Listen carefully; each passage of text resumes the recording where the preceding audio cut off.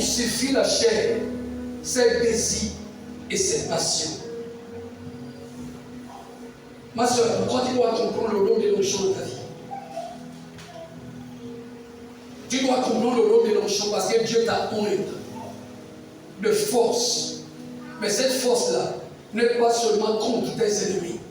Cette force-là aussi te guette parce qu'elle veut te travailler. C'est fait pour te travailler. C'est fait pour te sauver. Amen. Cette force est faite pour te transformer. Amen. La force de Dieu qui est venue dans nos vies a d'abord une préoccupation.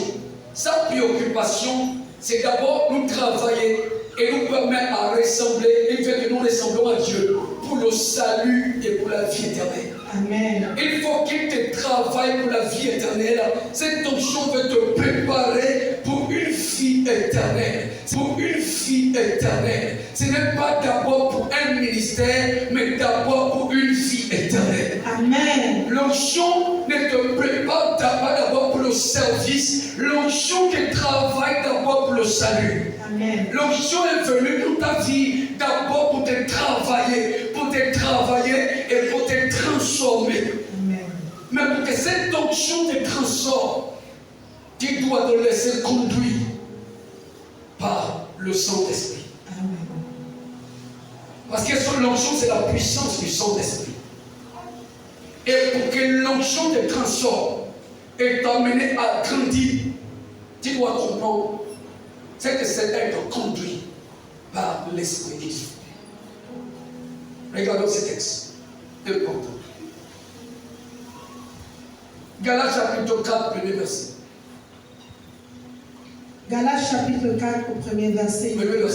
Or, aussi longtemps que l'héritier est enfant, je dis qu'il ne diffère en rien d'un esclave, quoiqu'il soit le maître de tout.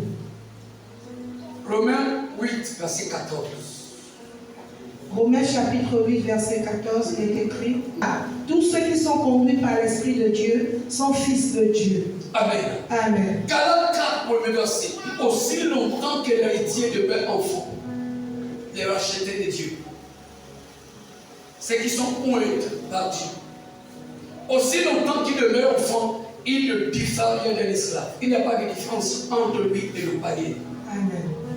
Il n'y a pas de différence entre lui et celui qu'on guide encore, et celui qu'on peut encore contrôler, celui qu'on peut encore manipuler. Ça veut dire que aussi longtemps que l'onction ne trouve pas son accès dans ta vie, tu peux encore être manipulé et guidé par des forces supérieures à toi. Amen.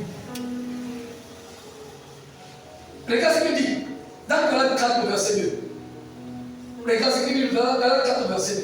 Galates chapitre 4, Au verset 2. Mais il est sous des tuteurs et des administrateurs. Il est sous des tuteurs et des administrateurs. Jusqu'au temps marqué par le Père. Jusqu'au temps marqué par le Père. Parce que s'il ne grandit pas, il y a beaucoup de choses dont il ne peut pas jouir. Amen. Même s'il est héritier. Donc maintenant, l'onction lui fait que tu grandisses.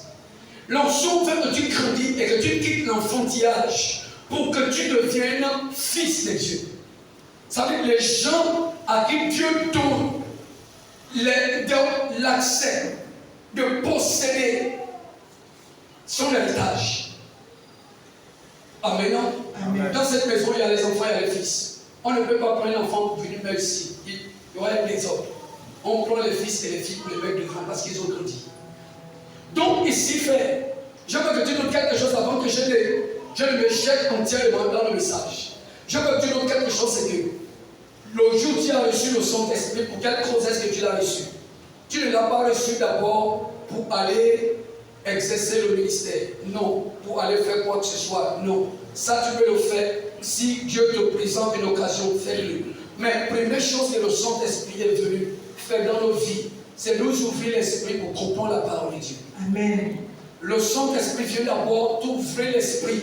Et quand il t'ouvre l'esprit, il te permet de comprendre Dieu. Amen. Il t'enseigne lui-même et il t'aide à comprendre Dieu. Amen. C'est très important. Maintenant, si l'homme ne donne pas accès à ça, il ne va pas grandir. Il ne grandira pas. Amen. Amen. Il ne grandira pas. Il y a beaucoup de personnes qui ont pris de l'âge mais qui n'ont jamais grandi. Il y a beaucoup de personnes qui ont pris de l'âge et qui ont vieilli, mais qui n'ont jamais grandi. Amen. C'est très important. Il y a une différence entre de vieillir et de grandir. On grandit en esprit, on vieillit physiquement. Amen. Parce que l'esprit ne vieillit pas.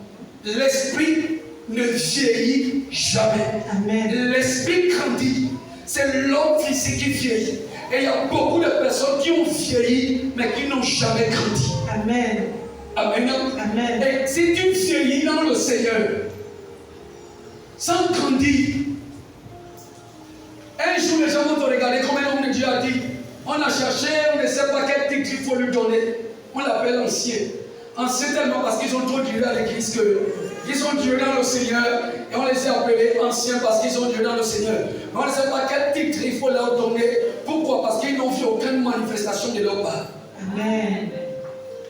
Donc on peut vieillir dans le Seigneur. Quand je vois beaucoup de personnes qui parlent, qui disent moi, que tu vois là, j'ai accepté le Seigneur depuis 90, depuis 87, depuis 80, je ne sais pas, depuis 80. Mais même ceux qui ont donné leur vie à Jésus en l'an 2000 sont plus grands que eux dans le Seigneur. Amen. Ceux qui ont donné leur vie à Jésus en 2010 sont plus grands que eux dans le Seigneur. Amen. Ceux qui ont donné leur vie à Jésus en 2015 sont plus grands même que ceux qui ont donné leur vie à Jésus depuis 95. Amen. Depuis 87. Donc 88, 89. Frère, c'est même pas vieillir en Jésus qui signifie que tu as grandi. Amen. En Christ. Grandir en Christ, c'est quelque chose de différent. Amen. Quand ceux qui grandissent se font remarquer, parce que la grandeur ne se cache pas. Amen. La grandeur se démontre. Amen. La grandeur se manifeste. Amen. Et la grandeur se fait connaître. Amen. Alléluia. Amen. La grandeur se manifeste dans la sagesse, dans la connaissance, Amen. dans la conduite, Amen. dans la manière de faire. Amen. Tu sens que ça, ce sont les grands. Amen.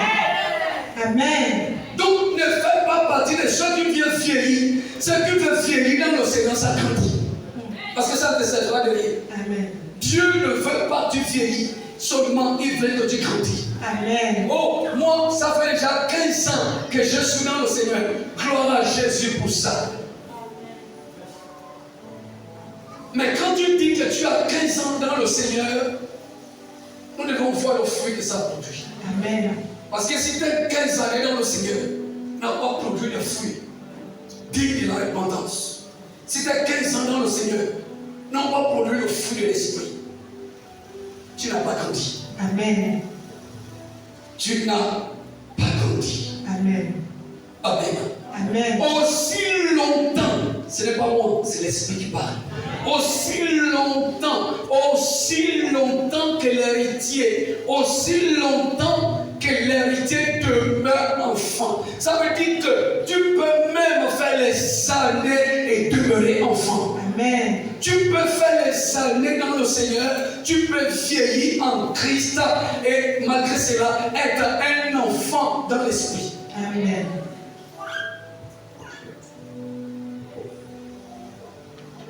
Amen. Amen. Je suis en train de vous dire la vérité. Pour que toi tu ne vieillis pas seulement dans le Seigneur, mais Amen. Amen. tu dois grandir. Amen. Tu dois grandir. Amen. La grandeur est comme une plante. Amen. C'est pourquoi beaucoup ne grandissent pas. La grandeur est comme une plante. On la plante, on l'arrose et Dieu la fait pousser. Amen. Donc en termes de grandeur, il y a des efforts à fournir. En termes de grandeur, il y a des sacrifices à faire. Amen. En termes de grandeur, il y a des choses qu'il faut rejeter et abandonner. Amen. En termes de grandeur, il y a des choses que tu ne peux plus te permettre de faire. Amen. Parce que quand tu regardes ça, c'est plaisant. Voilà le Seigneur, je suis à ce niveau. Je suis déjà une bénédiction dans le corps et je ne peux plus me permettre à ce niveau parce que tu as grandi. Amen. Alléluia. Amen. En termes de grandeur, on la plante. Et quelque chose qu'on plante, il faut être patient. En arrosant la chose, tu l'arroses, et tu l'arroses, tu l'arroses, et tu continues à arroser, et Dieu le fait pousser. Amen. Maintenant, dans la grandeur, tout ne dépend pas et de celui qui plante, ni de celui qui arrose, mais de Dieu qui fait pousser. Amen. Donc la grandeur, même quand Dieu fait pousser, il faut un homme qui arrose parce que Dieu l'a déjà planté. Amen. grandeur a été plantée en toi. Amen. Mais cette grandeur-là ne peut pas être arrosée si tu ne te laisses pas conduire par l'onction. Amen. Parce que quand l'onction vient dans ta vie, l'onction ne se charge pas d'abord à faire de toi un homme qui a la renommée, qui se répand. Il n'a pas d'abord besoin à ce que toi, ta renommée se répande. Il a besoin à ce que toi, tu deviennes un enfant de Dieu. Il a besoin à ce que tu grandisses.